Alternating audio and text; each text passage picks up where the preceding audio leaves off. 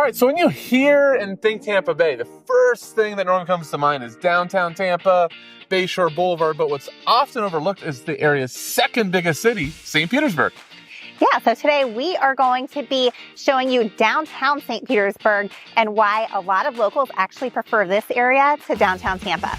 Now, I should say, we are locals. We have lived here our entire lives, including our whole childhood and growing up specifically in this area. So, Jillian, what are your memories of coming to St. Pete as a kid? Well, I still remember when Tropicana Field was first opened and coming to baseball games down here as a family. I also went to some concerts at Janice Live in high school.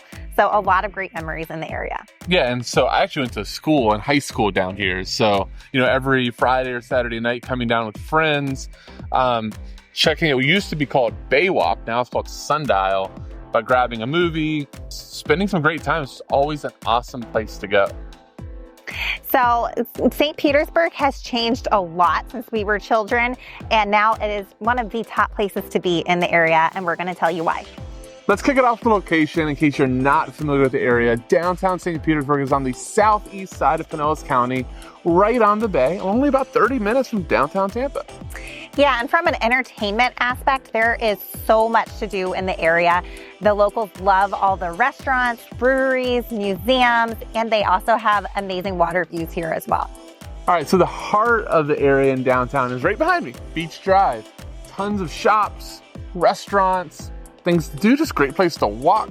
It runs north-south of downtown. It's really the epicenter of the downtown life. Now, the biggest attraction on Beach Drive is the St. Pete Pier. This was completely rebuilt and opened in 2020, and it has some amazing things along the pier.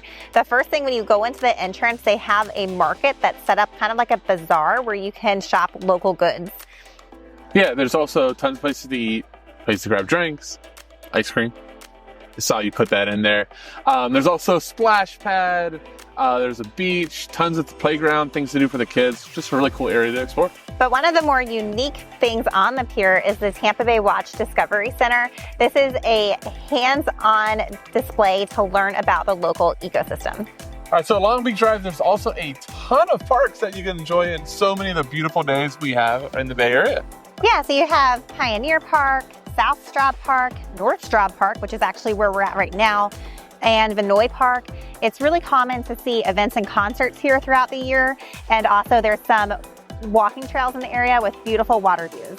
All right, so just down the road there is Vinoy Park, but right behind us is one of the most iconic and most known landmarks in the whole city, which is the Vinoy Resort and Golf Club. It's built in 1925. We all know it because of the beautiful landscaping. Can't miss the pink color. Fantastic place to come and just hang out. Yeah, a lot of locals actually take staycations here because it's such a beautiful property, or just go grab a bite to eat here. They have a marina, a golf course, and it's also been recently updated, so you have nice modern amenities with old charm as well. All right, so continuing on things to do and explore, area also has a ton of museums. One of the local favorites is the Dolly Museum. Yeah, and locals love this museum not only for the wonderful collection of Dolly's art, but the building itself is really cool. It has a stunning glass atrium and gardens as well. There's also the Chihuly Museum, which is really world-renowned for the blown glass. And then you have the Museum of the Fine Arts right over there, smack dab at Beach Drive, tons of artifacts and art all over the globe and different generations. So really cool place. We've also been to a wedding there, which is a pretty awesome venue as well. Now, there's also a pretty vibrant music scene in downtown St. Pete as well. So you have Janice Live, which is an outdoor concert venue in the historic district. And there's been some pretty big names that have performed here.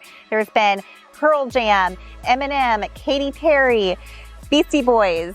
Any others I'm not thinking of? I mean, your favorite boy band or pop rock, Fall Out Boy. Fall Out Boy. I went to that concert back in the day, so a lot of music here. Yeah, there's also, if you go indoors, there's Mahaffey Theater. It's a little bit more classical. You don't have those type of names on the list. But it's also pretty famous for hosting the 96th vice presidential debate. Now, if you're a sports fan, St. Pete has a ton to offer. Just steps from downtown St. Pete is the home of the Tampa Bay Rays Tropicana Field. And some exciting news for the area is that they are working on building a $1.3 billion new stadium that would be set to open in 2028. For context too, like why it's so exciting is we've had a ton of, I would say, controversy and concern that the race could move to a number of different places, in large part because of the stadium, or if the stadium would move across the bay. So it's awesome that the new place is going to be right here in downtown. Also note around the Rays games, over 81 games at the Trop right now. Right across the street is Ferg's, which is a great place to go before or after the game. Grab some drinks, camaraderie, then you just step straight to the stadium. So all of that area, the baseball, the team's been awesome lately. We just love having this in this part of town. Now, St. Pete also hosts the Grand Prix, which is held every March, and it's an Indy car race. It's super loud, super fast, and a lot of fun. Yeah, this area completely transforms. It's really a sight to see. Also, we have Tampa Bay Rowdies. So if you're a soccer fan, the Rowdies are down here at Al Lang Field, which is on the other side of downtown. And then if you are in the more traditional sports, so NFL, NHL, just across the bridge, so only about 35 minutes to where the Lightning and the Buccaneers both play. All right, so admission, we've been completely holding out on you. So much fun stuff to do. We love St. Pete, but what really I think of when I think of coming down here is eating some incredibly good food, having a really fun night out, so many places to go eat, drink, just having a really good time and good nightlife. Absolutely. A lot of people love Dock Ford because of its location. It's located right on the new pier, so you have some beautiful water views and also some delicious seafood. But our personal favorite place to eat is Bella Brava, which is located right on Beach Drive. It's an Italian eatery, and it has some delicious pasta, pizza, and it's located right next to the pier. So after you're done with dinner, you can go have a walk and explore downtown. If you look at reviews and awards, always is up there. It's the Park Shore Grill, because not only can you go inside, you get just a ton of variety of food, but they have amazing outdoor seatings, which will really let you enjoy Beach Drive. Also want to highlight on the brewery scene, one of the most famous local breweries in the area, the most loved local breweries, I should say, is Three Daughters. You have amazing brews, tons of different varieties. You'll also see them in the local stores, and also some live music. Gets a ton of people in there all the time. Now, if you're looking for another place to get drinks, one of my personal favorites is the Birchwood Rooftop Bar. The Birchwood is a boutique hotel in the area, and their rooftop bar is nothing short of amazing. I actually had my bachelorette party here when we got married, and they have some delicious drinks, amazing views, and they even have private little cabana seating areas as well. All right, one last thing to do to mention, which it's last, but it could have gone anywhere because it's absolutely something that people love to do, which is the Saturday morning market. Tons of vendors, tons of fresh produce, food trucks, art, things to do. You come over here, it's just rows and rows of people selling different things. It's definitely something that if you're here on a Saturday morning, you want to check out. Right, so we have now talked about, what locals love. Food, things to do, sports, all that, but you want to live here. Where can we live here? Well, downtown St. Pete is really known for the luxury high-rise condominiums here. Think New York City-style condos, but arguably even better.